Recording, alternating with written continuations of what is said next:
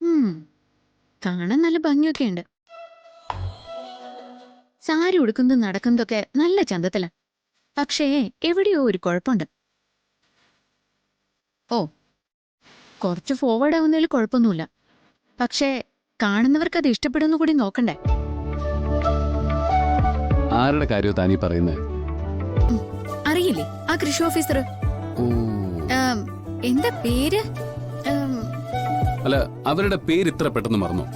ഓ, പിന്നെ ഓർത്ത് പഠിച്ചു വെക്കാൻ PSCയുടെ ചോദ്യമല്ലേ? ഉത്തര. അതാണ് ആ കൃഷി ഓഫീസറുടെ പേര്. അല്ല, അവര് കൃഷി ഓഫീസിൽ വരുന്ന എല്ലാവരോടും ഇങ്ങനെയാണോ പെരുമാറുക? ഇത്രയും സ്വാതന്ത്ര്യത്തോടെ? അതോ ഹരിയോട് മാത്രമാണോ? അതൊന്നും എനിക്കറിയില്ല. എന്നോട് ഇങ്ങനെയാ പെരുമാറുക. വേറെ വല്ലവരാണെങ്കിൽ തെറ്റിദ്ധരിക്കും നിങ്ങൾ തമ്മില് പണ്ട് വല്ല ബന്ധമുണ്ടെന്നൊക്കെ. അല്ല, ഈ ബന്ധം ഇല്ലെന്നുള്ളത് ആരാ പറഞ്ഞേ? അപ്പോ ശരിക്കും നിങ്ങൾ ബന്ധം ഉണ്ടായിരുന്നോ?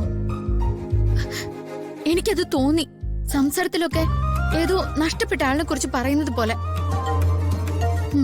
ആ, കൃഷിയെ സ്നേഹിക്കുന്ന കൃഷി ഓഫീസർ, കൃഷിയെ ജീവനെ പോലെ കാണുന്ന കൃഷിക്കാരൻ.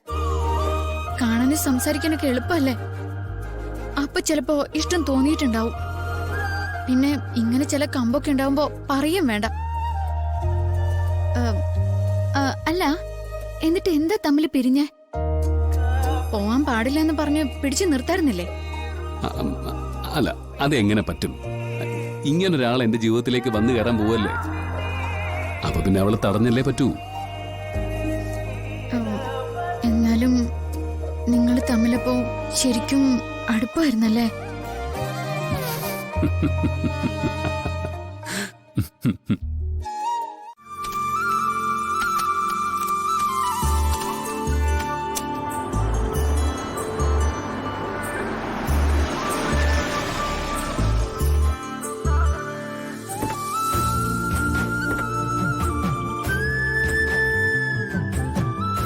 വരൂ. ആ, ശരി. അവിടെയാ. ആ,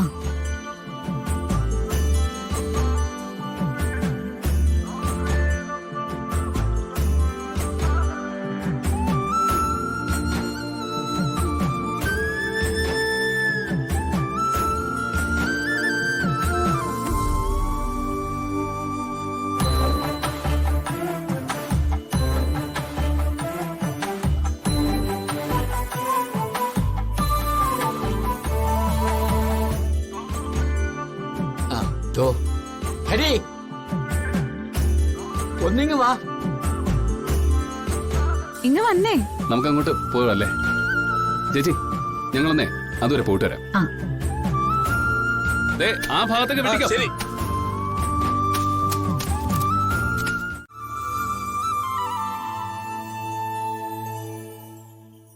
ഹരി, ഉത്തര നേരെ ഇങ്ങോട്ടാ പോന്നെ.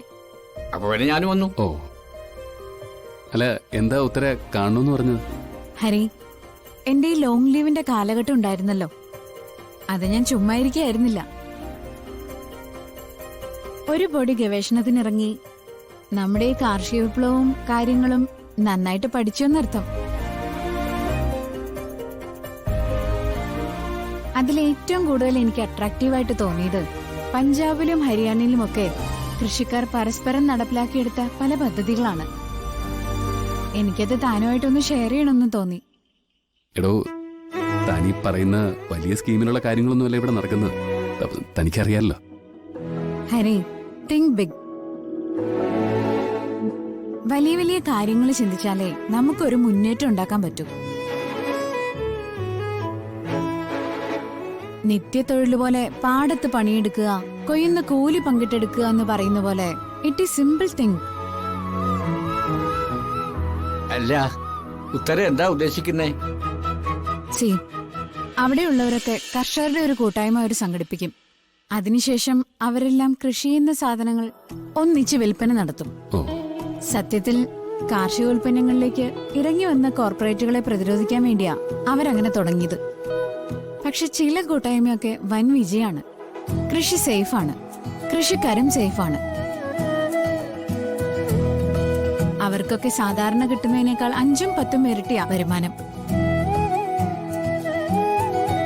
അതിന്റെ അർത്ഥം അവിടുത്തെ കൃഷിക്കാർ സമ്പന്നരായി മാറിക്കൊണ്ടിരിക്കുന്നു. എനിക്ക് അത് കുറച്ച് അട്രാക്റ്റീവായിട്ട് തോന്നി.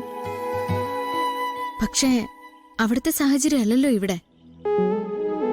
പൊതുവെ പറയുന്നത് കേരളത്തിലെ കൃഷിക്ക് അത്ര സാഹചര്യം ഇല്ലെന്നുള്ളതല്ലേ?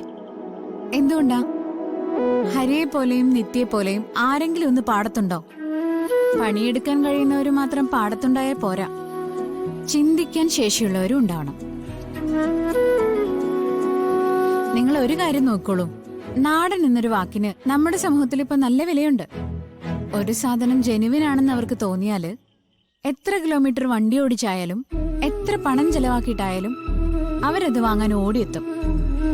നമുക്ക് അങ്ങനൊരു സൊസൈറ്റി ക്രിയേറ്റ് ചെയ്യാൻ പറ്റില്ലേ? ചെറിയ തോതിലാണെങ്കിലും ഇഷ്ടം പോലെ കൃഷി നടക്കുന്നുണ്ടല്ലോ. ഭാർഗവൻ സാറും ഹരിയും ഒക്കെ അവരോടൊന്ന് സംസാരിച്ചാ മതി. എല്ലാരെയും ഒന്നിച്ചു ചേർക്കാൻ പറ്റില്ലേ? അത് ശരിയാ. ഞാനിതിപ്പോ ഒരു പോസിബിലിറ്റി ആയിട്ട് പറയാ. കൃഷിയെക്കുറിച്ച് ഹരിയുടെ ഐഡിയാസ് എനിക്ക് വളരെ മുന്നേ അറിയാലോ. തനിക്കിത് പറ്റും. ഒരു കാര്യം താൻ ഉറപ്പിച്ചോ, ഇങ്ങനെയൊരു മുന്നേറ്റം ഉടനെ ഉണ്ടാവുകയാണെങ്കിൽ കേരളത്തിൽ അങ്ങോളം ഇങ്ങോളമുള്ള കർഷകർ അത് ഏറ്റുപിടിക്കും.